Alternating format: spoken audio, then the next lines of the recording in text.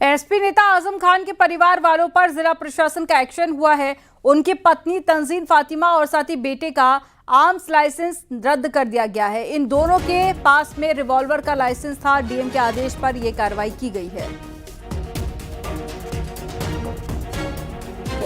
तो ऐसी स्थिति में इन दोनों का जो रिवॉल्वर का लाइसेंस है वो निरस्त होना बहुत आवश्यक है, जिसमें जिलाधिकारी महोदय के न्यायालय में मुकदमा पंजीकृत हुआ और पंजीकृत होने के बाद दूसरे पक्ष को साक्ष्य का सुनवाई का पूरा मौका दिया और गुण दोष के आधार पर जिलाधिकारी महोदय के द्वारा रिवॉल्वर के दोनों लाइसेंस तंजीन फातिमा जी का और अब्दुल्ला आजम का निरस्त कर दिया। जिलाधिकारी की कोर्ट है और इसी कोर्ट से दोनों के शस्त्र लाइसेंस निरस्त किए गए हैं। आजम खान के बेटे अब्दुल्ला आजम के 2 जन्म प्रमाण पत्र के मामले में आजम खान, उनकी पत्नी तंजीन फातिमा और बेटे अब्दुल्ला आजम को 7-7 साल की सजा सुनाई गई थी। आजम खान की पत्नी पर 36 तो वहीं उनके बेटे अब्दुल्ला आजम पर 29 मामले दर्ज हैं। आजम खान, उनकी पत्नी और बेटे तीनों को सजा होने के बाद रामपुर एसपी ने रामपुर डीएम को रिपोर्ट की कि ये 2 सजा याफ्ता हैं, लिहाजा आजम खान की पत्नी और उनके बेटे के शस्त्र लाइसेंस निरस्त कर दिए जाए। तभी से ये मामला रामपुर जिलाधिकारी कोर्ट में विचाराधीन था। हालांकि आजम खान की पत्नी और उनके बेटे अब्दुल्ला आजम जेल से जमानत पर रिहा होकर बाहर आ गए, लेकिन उसके बाद भी आजम खान की पत्नी और उनके बेटे के शस्त्र लाइसेंस रामपुर की जिलाधिकारी की कोर्ट से निरस्त कर दिए गए हैं। खबर संभल से है, जहां पर संभल हिंसा में शामिल शारिक साठा गैंग के सदस्यों पर आरोप तय होगा और हिंसा केस में आरोपी मुल्ला अफरोज गुलाम और साथी वारिस पर कोर्ट आरोप तय करेगा। सभी आरोपियों को पेशी के लिए मुरादाबाद जेल से संभल कोर्ट लाया गया है। आपको बता दें कि 24 नवंबर को संभल में हुई हिंसा, जिसके बाद में 4 लोगों की हत्या का आरोप लगा था।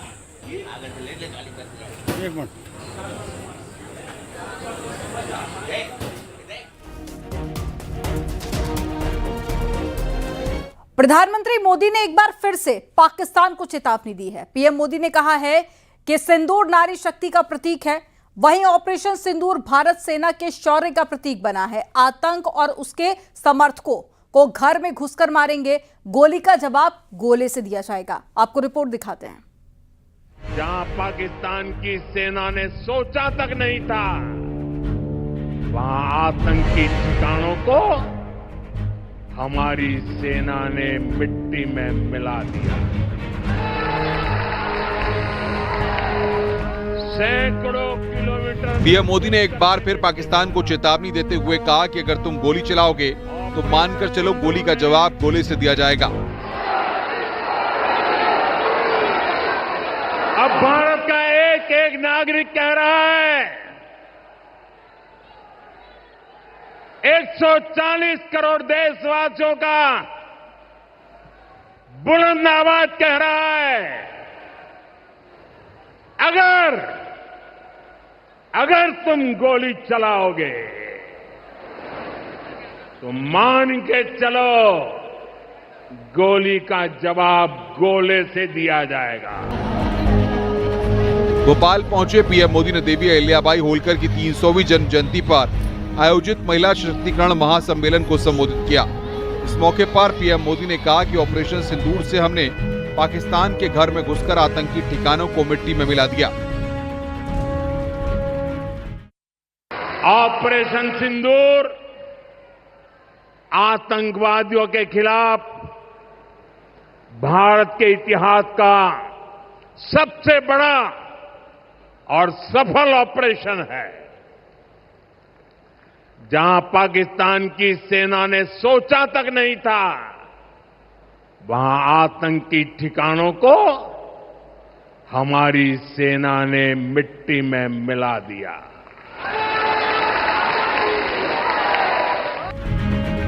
पीएम मोदी ने साफ शब्दों में कह दिया है कि अब प्रॉक्सी वार नहीं चलेगा, आतंक और उसके समर्थकों को घर में घुसकर मारेंगे। सिंदूर नारी शक्ति का प्रतीक है। ऑपरेशन सिंदूर भारत के शौर्य का प्रतीक बना है। न्यूज़ 18 के लिए ब्यूरो रिपोर्ट। अब घर में घुसकर भी मारेंगे, पहलगाम आतंकी हमले पर विदेश मंत्री एस जयशंकर ने साफ किया कि भारत हमले का जवाब दे चुका है और बहावलपुर और साथ ही मुरीदके में आतंकी ठिकानों को निशाना बनाकर भारत ने अपने इरादे साफ कर दिए हैं। वहीं सीज फायर पर कांग्रेस नेता सलमान खुर्शीद ने कहा कि सीज फायर की कॉल पाकिस्तान के डीजीएमओ की तरफ से आई थी।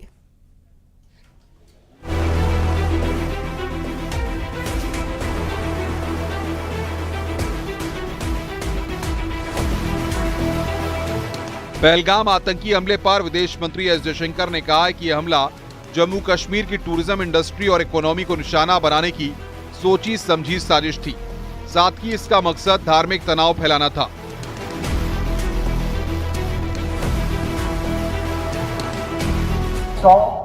Was an attempt to devastate the tourism economy of the Union Territory of Jammu and Kashmir, as well as an evil design to sowing religious discord.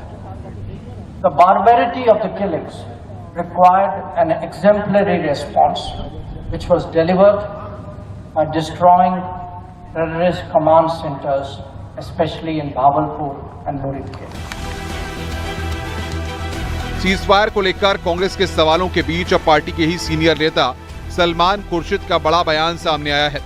उन्होंने साफ किया है कि सीजफायर की कॉल भारत की तरफ से नहीं बल्कि पाकिस्तान के डीजीएमओ की तरफ से भारत को आई थी। The call came from the DGMO of Pakistan and it came to the DGMO of India, and we stopped when they said let's stop. But for several hours after we had said that we will stop, and we then didn't send any further attacks on them, the shelling across the border and across the line of control continued. For at least 3-4 hours there were violations of the ceasefire once again when the shelling continued, making it very clear that in Pakistan nobody seems to be in control.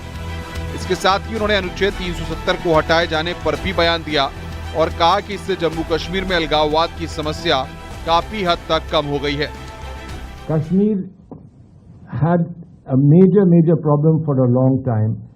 Much of that was reflected in the thinking of the government in an article called 370 of the Constitution, which somehow gave an impression that it was separate from the rest of the country. But Article 370 was abrogated. It was abrogated, and it was finally put to an end because so much time has passed. विदेश मंत्री S Jaishankar ने जहां साफ कर दिया है कि पाकिस्तान की ओर से हुए आतंकी हमले का भारत जवाब दे चुका है, वहीं भारतीय सांसदों का डेलीगेशन विदेशों में पाकिस्तान के आतंकी चेहरे को बेनकाब कर रहा है। न्यूज़ 18 के लिए ब्यूरो रिपोर्ट।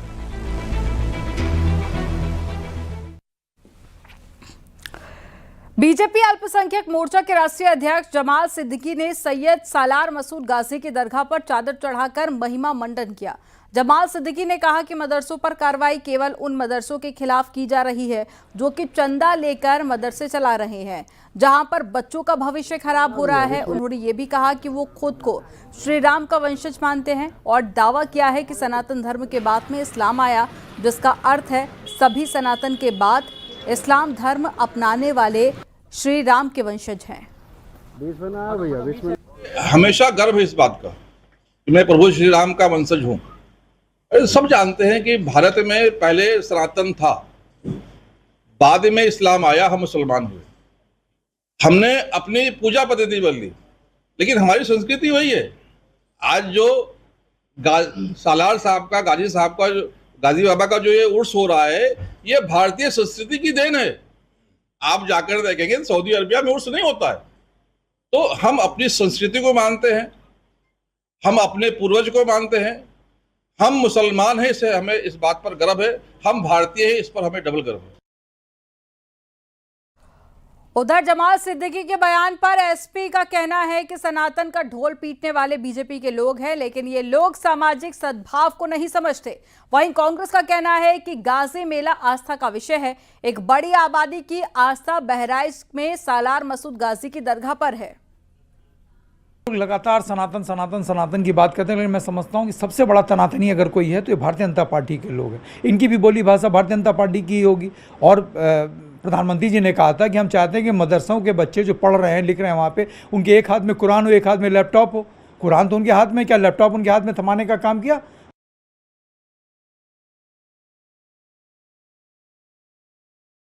इस देश में एक बड़ी आबादी है जिसकी आस्था वहाँ पे है, और जिस तरह के दंगे हमने पिछले वर्ष देखे बहराइच में, वो इसी तरह की जो घटनाएं लगातार हो रही हैं, जो परंपरागत चीजें चली आ रही थी उनको रोक करके एक मानसिकता, विकृष्ट मानसिकता बनाने का प्रयास किया जाए, एक माहौल बनाने का प्रयास किया, ध्रुवीकरण करने का प्रयास किया जा रहा है। तो ये उचित नहीं है। जिसकी आस्था, और ये हमारे संविधान में है कि बीजेपी अध्यक्ष भूपेंद्र चौधरी का कहना है कि हिंदू धर्म सबसे पुराना धर्म है, इस्लाम तो बाद में आया, हम सभी राम के वंशज हैं। हमारा जो धर्म है हिंदू, वो बहुत पुराना है और इस्लाम तो बाद में आया। तो हम सब लोग राम के वंशज हैं, हमारी यही विरासत है, और उन्होंने, मुझे खुशी है कि इस विरासत को उन्होंने आगे बढ़ाने का, स्वीकार करके आगे बढ़ाने का काम किया।